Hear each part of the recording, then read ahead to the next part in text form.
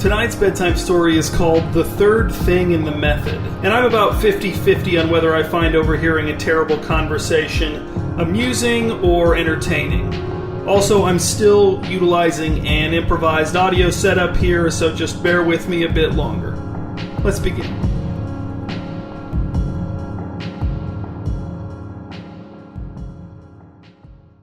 Lisette pulled the car up to the curb in front of the venue, and her 15-year-old son Xander and his girlfriend Yasmin climbed into the back seat. Maybe they'd be too tired to talk. Maybe their throats would be sore from screaming and singing along at the concert, and they'd want to rest their voices. "Did you have fun?" asked Lisette, guiding the car back into the flow of late-night Friday traffic in downtown Multi-Oak. "Oh yeah," said Xander, inflecting it in a way that irritated Lisette. It was the kind of inflection he only used when Yasmin was around. "Yes," said Yasmin. "Yes, we did." She and Xander both burst out laughing as if she had just implied something that had gone over Lisette's head. "Did we have fun?" said Xander, collecting himself. How about yes?"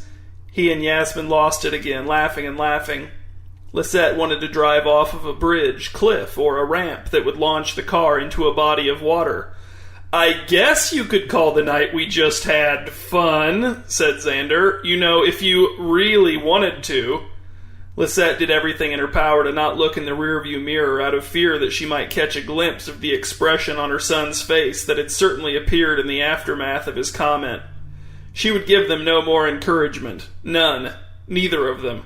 She would ignore them. She would think about something else. But Lisette couldn't ignore them. After Xander and Yasmin finished with their inane riffing on Lisette's innocent inquiry, they moved on to other topics, but this was not a relief because their conversation on the other topics was also incredibly grating. Xander started talking about what his band would be like if he ever had a band, except he kept saying, "when I have a band," even though he played no instruments, and neither did any of his friends. Also, he kept saying he'd be the front man, which, yes, a lot of people use that term, but he was saying it so much, front man this and front man that. And then he said, "Well, the thing about a manager is they take 30% of the door." And Lisette was screaming, "Don't take the bait," at Yasmin in her mind, but of course Yasmin was delighted to ask, 30% of the door? What does that mean? And of course Xander's explanation was long and wrong and dumb, and when he finally stopped explaining it, Yasmin said, "Oh yeah, I think I get it," as if Xander had said anything that made any sense on any level, which he definitely had not, and Lisette by this time was literally biting her tongue, although not very hard because it was more of a symbolic gesture to herself than an actual attempt to physically prevent her tongue from telling Xander and Yasmin what obnoxious idiots they were being. By the time Lisette pulled the car into the driveway at Yasmin's house, her internal monologue had been reduced to a continuous stream of the words "shut" and "up" in that order. "Good night," said Yasmin as she got out of the car. "Bye, Xander. See you Monday. Thanks for the ride, Mrs. Ovine." "You're welcome, Yasmin," said Lisette, her voice heavy with the relief that a perceptive person who was also not privy to her thoughts would have found odd. Xander moved to the front seat, and the drive home was totally fine. Lisette and her son chatted like normal human beings, and no one who overheard their conversation would have found it maddening in any way. Lisette was sure of that. "I honestly can't take it anymore," said Lisette. "You're going to have to drive them on their dates from now on, Andre. I can't." Andre was hanging a new shower curtain liner in the master bathroom. Lisette could see him in the bathroom mirror from where she sat on their bed. "Are you serious?" asked Andre, looking at Lisette in the mirror, the shower curtain liner half hung, half in his hands. "Just don't speed or run any red lights," said Lisette. "You won't get pulled over."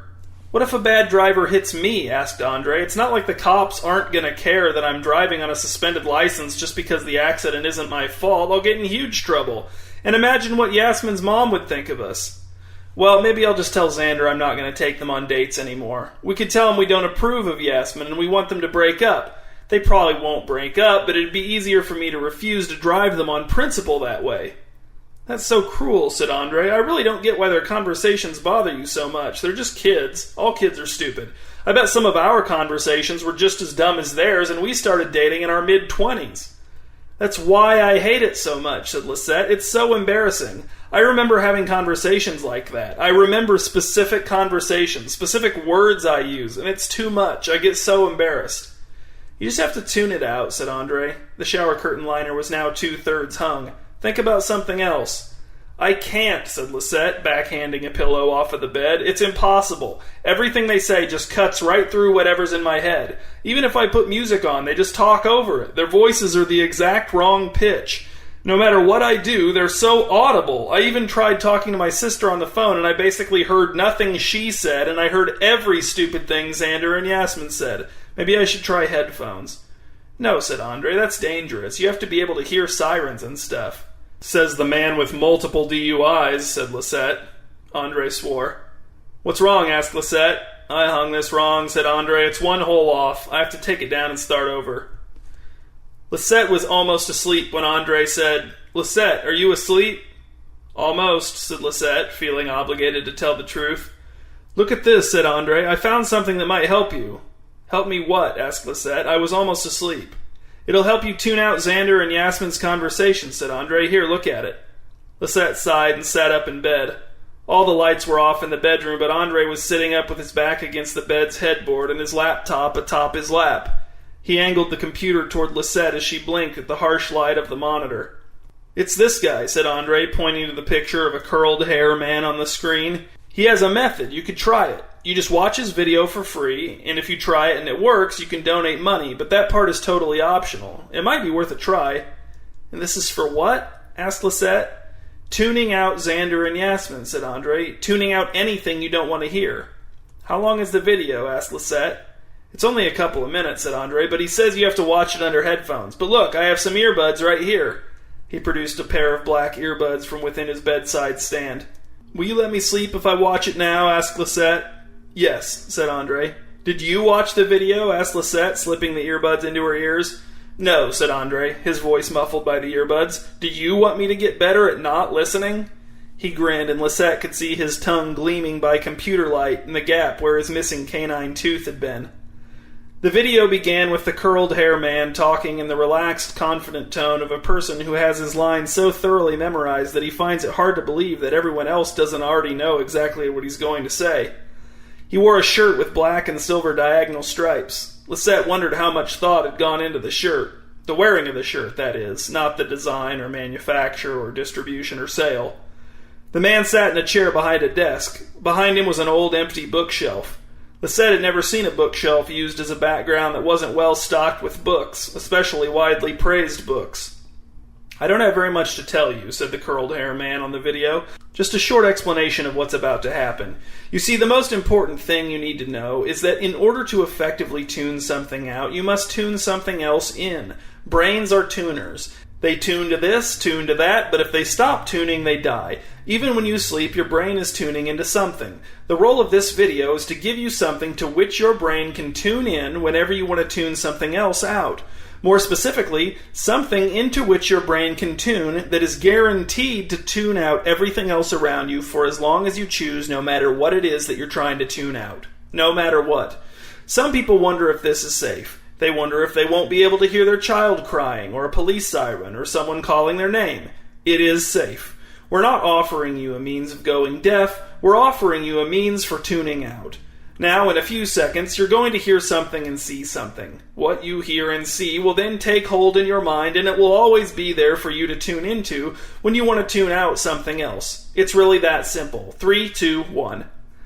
Something about what the curled hair man had said and the nonchalant rapidity of his countdown alarmed Lisette, and she moved the cursor around looking for a way to pause the video.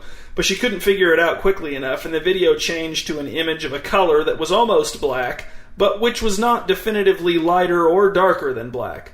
The color was accompanied by the sound of nothing, which isn't to say there was no sound, but rather that the sound on the video was what the concept of nothing would sound like if the concept of nothing had a sound, and maybe it does, and maybe that was the sound on the video. This part only lasted a few seconds, and then the curled hair man came back on screen and said, "There you go. Next time you need to tune something out, just tune into your memory of what you just saw and heard, and your problem will be solved. And remember, when you confirm that this method works for you, please come back to our website and donate however much money you think our method is worth to you." And then the video was over. Lisette took the earbuds out and handed them back to Andre. "Well," said Andre, "do you think it'll work?" "No," said Lisette, "I don't even know what it was. I don't get it." The video didn't tell you how to do it? Well, it did, said Lisette, but I don't really understand. Let's give it a try, said Andre. Here, I'll look up something boring on my laptop, start reading about it out loud, and you do what they told you to do on the video. We'll see if it works. Okay, said Lisette, I'll do what they said, but it's not... Alright, said Andre, here's an article about advanced baseball statistics. I'm going to start reading it now. Lisette followed the instructions as the curled-hair man had laid them out, not because she thought the technique would work, but because she wanted to prove that it would not. As Andre read the boring article, she thought back to the few seconds of near-black screen and the nothing noise. She remembered that sight and that sound, and as soon as she did, Andre's voice slipped and slid to the back of her mind. She was aware that he was reading, she could hear his voice, but she wasn't listening. She wasn't comprehending his words. Instead, Lisette was fully tuned in to the color and the sound from the video, and they dominated her attention. It was effortless. But she didn't think about how effortless it was. She didn't even think something like, wow, it's working, because that would have meant tuning into the source of those kinds of thoughts, and she wasn't tuned into anything except the vivid memory of that one color and that one sound. The ones from the video. Lisette? Yes? Did it work? Lisette smiled. It did, actually. It worked really well. Andre closed his laptop and set it on the nightstand. Are you going to donate a little money to the website? Without the light of the laptop monitor, the room was dark. The shadows in the room were black, but not like the color on the video. Maybe that was evidence that the color on the video was not actually black? I might donate a little, said Lisette, but I need to make sure it works on Xander and Yasmin first. That's the real test. She rested her head on her pillow. She was tired. Lucky lady that she was, she soon received her heart's desire and fell all the way asleep. The next day was Saturday. Even though Lisette had distinctly heard Yasmin say, "See you Monday," to Xander when she'd gotten out of the car the previous night, Xander asked Lisette if she would drive him and Yasmin to a matinee at the theater. Under normal circumstances, Lisette would have refused. Xander had sprung the request on her at the last minute, so it would have been easy to turn him down without seeming like a mean mom. But Lisette was eager to try the tuning out method on Xander and Yasmin, and driving them to the movies would be a perfect opportunity to find out if the method could work in the most hostile possible conditions. Lisette could tell Xander was surprised when she said yes. It was a dark, early fall day, like a rainy day without the rain, where one looks at the sidewalk expecting it to appear wet and is surprised to find that it's dry. As soon as Yasmin got into the car, the pleasant chat Lisette had been having with Xander evaporated, replaced by Xander and Yasmin's typically dreadful exchange of thoughts, observations, and a lot of filler. "What movie do you want to see?" asked Yasmin. "Something with good editing," said Xander. "I love good editing. And cinematography, obviously." Lisette, hands tightening on the steering wheel, inhaled, exhaled, and tuned her mind into her memory of the semi-black color and the nothing sound from the video. And behold, her problem was solved. Again, she heard the voices she desired to tune out, but they couldn't reach her, they couldn't touch her. The actual words spoken by her son and his girlfriend could not find her. The sound of nothing concealed her, held her to its bosom, and protected her. She drove safely, seeing all she needed to see and seeing the color simultaneously. The road and traffic signals in front of her eyes and the color behind them. "Bye, Mom. Bye, Mrs. Ovine." "Bye, guys," said Lisette. "I'll be back in a couple hours." She offered the teenagers a genuine smile and a genuine wave, and then she turned on the radio and hummed along to songs she didn't know the whole way home. It was after Lisette had picked Xander and Yasmin up from the movie theater and was driving Yasmin home that she noticed something else inside her memory of the color and the sound that she had once again tuned in to keep herself calm during the drive. Something else inside the method. The color didn't seem to change, and neither did the sound, but it seemed to Lisette that there was now another thing with them, a third thing that she could not identify nor describe, not even in vague terms. She had not sought to tune this third thing in, but it was there anyway. But as she tried to train her focus on this third thing, the color and the sound tuned back out, and Lisette was again subjected to the irritation of Xander and Yasmin's conversation. "She's totally just projecting," said Yasmin. "She's the one who's got issues."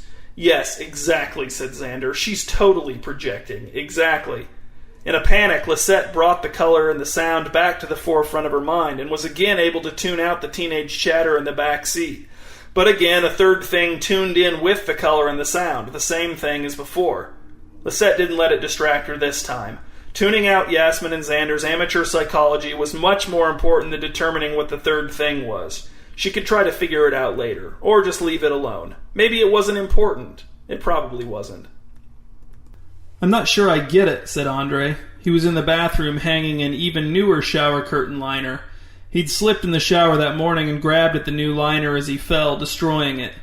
Lisette was back on the bed, watching Andre in the mirror. "Okay," she said, "there's the color. It's almost like black. And then there's the sound. It's sort of just nothing, but not silence. And then there's a new third thing." "Well, what was it?" asked Andre. "In general, I mean. Is it another sight, another sound?" "I don't know," said Lisette. "That's what I'm telling you. That's the whole point of what I'm telling you." "Maybe it's something else," said Andre, "like an emotion or a sensation, like satisfaction or peace or something. Maybe it's just your own awareness of how happy you are that the method works." Lisette scoffed, but she didn't actually think Andre's suggestion was scoff-worthy. It was an interesting thought, but it didn't seem right, and there was no way to explain why to Andre. "Maybe it's a smell," said Andre. "They say that smell is the sense that's most tied to memory." "Who says that?" asked Lisette. Andre took his eyes from his work and looked at Lisette in the mirror. He laughed. "Experts, I guess, probably paid by the aroma lobby." "It's not a smell," said Lisette, granting her husband a slight smile. "Well, try to see it again now," said Andre. "There doesn't have to be something annoying going on for you to tune out your surroundings, right?" "I guess not," said Lisette. "But who says there's nothing annoying going on in my surroundings right now?" "You think this is annoying?" asked Andre, pointing at his own chest with the index fingers of both hands. Then he took a deep breath. Lisette could tell he was about to sing. She tuned him out before he uttered a single note. The color and the sound sprang to mind so easily, like a station programmed to button number 1 on a car radio. Lisette looked past her feet at the end of the bed as Andre belted his song from the bathroom, but it was the color and the sound of the method that commanded her attention. The color and the sound and, tuned in right along with them, the third thing. What was it? Lisette tuned in more specifically on the color and the sound, but as she did, the third thing surged inside of the other two things, making them bulge and warp. Lisette worried that noticing this would cause her to fail, to keep tuning out Andre's singing, and then she worried that worrying would lead to that result too, but neither instance of worry disrupted her reception. The color stayed similar to black, the sound still sounded like nothing, and the third thing grew and flexed and stretched, acting like it belonged there, acting like it owned the place. And then, with a pop that was neither audible nor visible, and which Lisette did not feel, the third thing revealed itself. The third thing was the curled-haired man, and he had a message, which was, "Since our method is working for you so well, please consider donating an amount that you would consider fair through our website." Lisette's scream hacked off Andre's song in mid-bridge. In fact, the scream startled him so much that he spasmed while gripping the shower curtain liner, which caused the shower rod rings to rip through 4 of the liner's holes, ruining it. "I'm not sure I get it," said Andre. He was lying on the bed next to Lisette. All the lights in the room were on, even the night light by the door leading out to the hallway. "He was there," said Lisette. "You saw him?" asked Andre. "No." "You heard him?" "No." "You felt him, smelled him, tasted him?" "I'm at a loss here, Lisette." "That's not how it was," said Lisette. "Alright, but when you tune in and use the method, you're just remembering," said Andre, "right? So maybe you just remembered him asking you to donate? Doesn't that make sense?" Lisette agreed that this sounded like it made sense. She wanted that to be the explanation. She didn't remember exactly how the curled hair man had phrased his humble donation request in the video, but aren't most memories just the brain's rough approximation of what really happened? Maybe she subconsciously felt guilty for using the tune-out method without donating, and the man's appearance while she was using the method was just her own conscience speaking to her. "I think you should try it again," said Andre. "See what happens. I think we need more evidence before we come to any conclusions." Lisette didn't say anything. She was strongly considering just never tuning out anything ever again. "I mean, it would be silly to abandon this thing that's worked so well for you just because you got startled by one of your own stray thoughts," said Andre, "right?" "Yeah," said Lisette. "Yes, you're right." "Do you need me to sing again?" asked Andre. "No," said Lisette with a half-smile. "That dopey, sympathetic look on your face is annoying enough." Lisette did not hear whatever Andre said in response because she had tuned him out. The first thing Lisette noticed upon tuning in was the presence of the third thing, the curled hair man, already there and waiting for her with a message, the same message as before. "Since our method is working for you so well, please consider donating an amount that you would consider fair through our website." Lisette was annoyed at the continued intrusion, but she was relieved that the message had not changed or adapted. That made the arrival of the third thing seem less like a haunting and more like a pop-up ad on a website. Which made sense. She'd gotten the method from a website, after all. They must have figured out how to embed a pesky reminder to donate within their method. It also reminded her of how the antivirus software on her computer was constantly urging her to upgrade or renew or something. Having the curled hair man tuned in along with the color and the sound was a downgrade from not having him there, but it was still a big upgrade from having to listen to Xander and Yasmin. Then the third thing, the curled hair man, delivered the message again. Since our method is working for you so well, please consider donating an amount that you would consider fair through our website. That was enough for tonight. It might have been better than listening to Xander and Yasmin, but it wasn't better than the quiet nighttime sounds of her bedroom. Was it still there? Asked Andre. Yes, said Lisette, fluffing her unfluffable pillow, but it's not a big deal. I think it's just an ad. It just startled me last time, and if it bothers me too much, I can always donate and see if that makes it go away. All right then, said Andre, turning off the lamp. Remember to pull the shower curtain inside the tub when you shower in the morning. There's no liner. It wasn't until the following Friday night that Xander requested another date night ride from Lisette. He wanted Lisette to take him to pick up Yasmin, drive them both to some other kid's party, and then pick them up as late as possible. He lobbied for 2 a.m., but Lisette wouldn't budge past 1. It was the first really cold night of the year. The air had a verifiable bite to it. Lisette wore earmuffs even though she'd been keeping the heat in the car blasting at her preferred temperature regardless of backseat complaining. As soon as she picked up Yasmin, the conversation hurtled off of a steep cliff. Whoa, you look retro, said Xander. No, I don't, said Yasmin. Do I? Yes, said Xander, super retro. You're sort of like hippie-ish, new wave, grunge, like psychedelic punk. Lisette didn't know when Xander's list of styles about which he knew absolutely nothing would end, and she didn't intend to find out. She tuned him and Yasmin out and tuned in her memory of the video. The color, the sound, and the third thing leaped out from wherever they stayed in her mind whenever she didn't need them. Not that she needed the third thing, everything had been fine without it, but it was kind of part of the family now, like a tolerated cousin. The curled hair man promptly delivered its message to Lisette. Since our method is working for you so well, please consider donating an amount that you would consider fair through our website.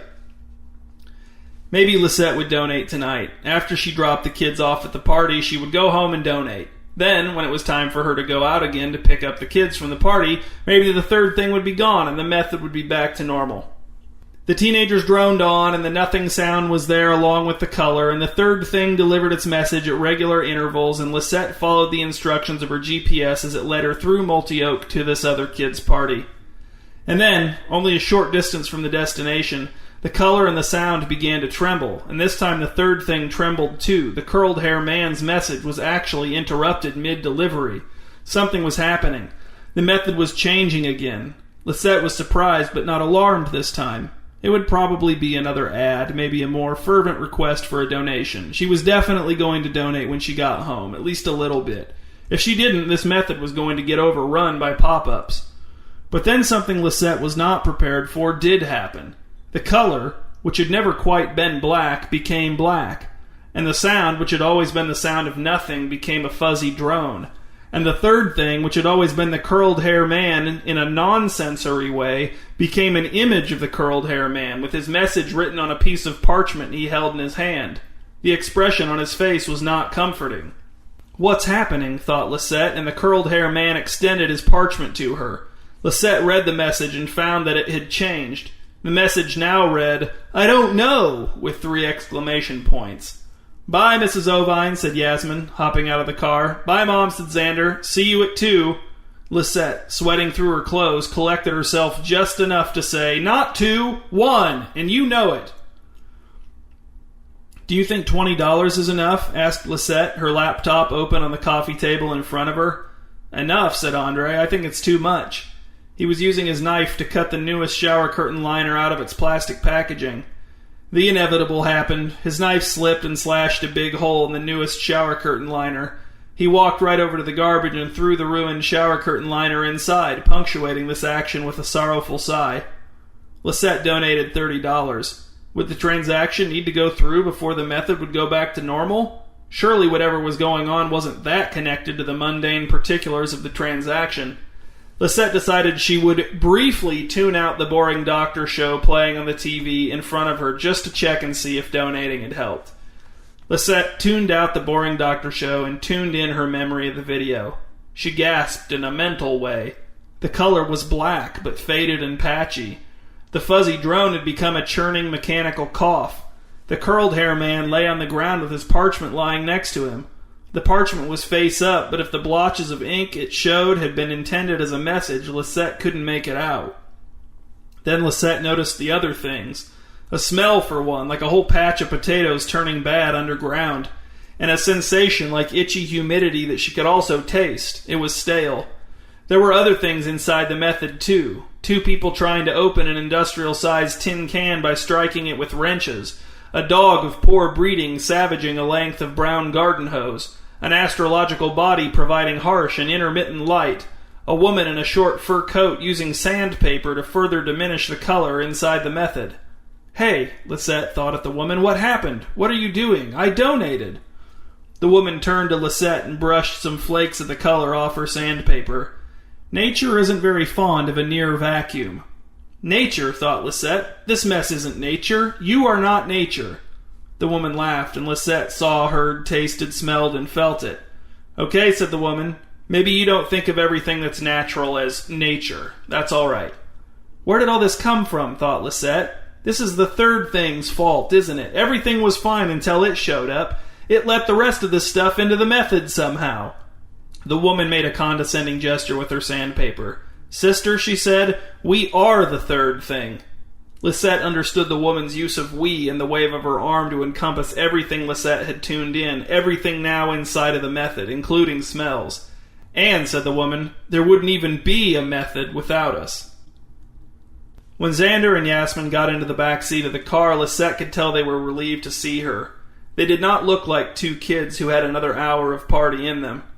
"Hey," said Lisette, as she backed the car out of the driveway, "what was the worst outfit you saw at the party tonight?" "Are you talking to me?" asked Xander. "Both of you," said Lisette, "but you can have different answers. Or you can come to a consensus. Wherever the discussion takes us is fine."